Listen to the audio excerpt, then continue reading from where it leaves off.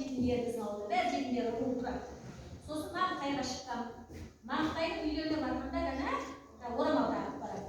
Құрамдарға орамал тағып барады. Көбісі жалаңбас жүрген. Осы жолы жақсы орамал берсе екен. Жоғары өзім сатып алайын ба деп отырып, жаңа Құдай бере салды маған. Әйтеуір маған орамал берді ғой жаңа. Сол мен қуанып кеттім, негізі орамал ұнатқам. Арман орындалды. Тамаша ма? Керемет ма? Керемет. Ризамын. Жаныңызды осы мерекеде сыйлаған ең алғашқы сыйлық есіңізде ме? Жыл сайын келетін 8 наурызда. Иә. Айтып өтсек. Ең алғашқы 8 наурызда Тамаша, сен ретінде керемет қой, сізге өлең айтып бере аласыз ба қазір? Неге?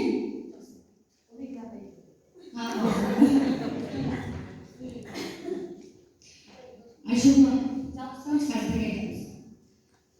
Әріптеріңіз келіп құттықтап, 4 жыл өлең шумағын айтып бересіздер. Шығара аласыз ба әлде? Иә, осы жерде.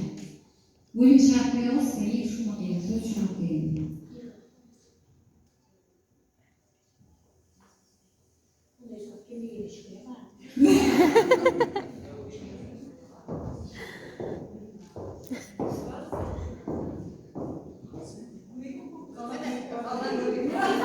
Zaten көмектейін ба?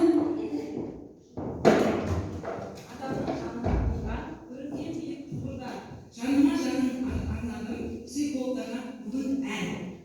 Тамаша. Сізге алғыс айту күнінде сізге ең бірінші кім құттықтады?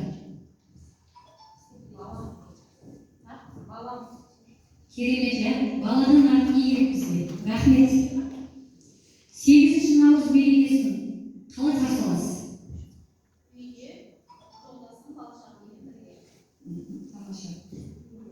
Осы алғашқы мерекеде, осы алдағы мерекеде анаңызға қандай сыйлық жасар едіңіз?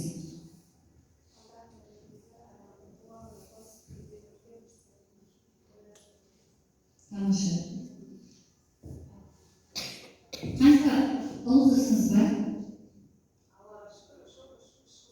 Батыр анамыз ортада екен, құрмет қойса. Сыйлық дегенімізді қалай қабылдайсыз? Өз қолыменен шын жүректен берген барлық сыйлық маған құнды. Осы мерекеде кімге жоспарлап отырсыз сыйлық? Бірінші анама. Тамаша. 8 наурызға психологтарға қандай тілек айтасыз?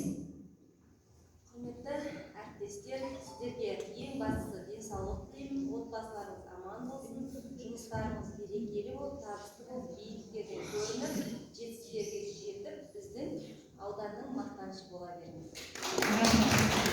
Рахмет сіздерге.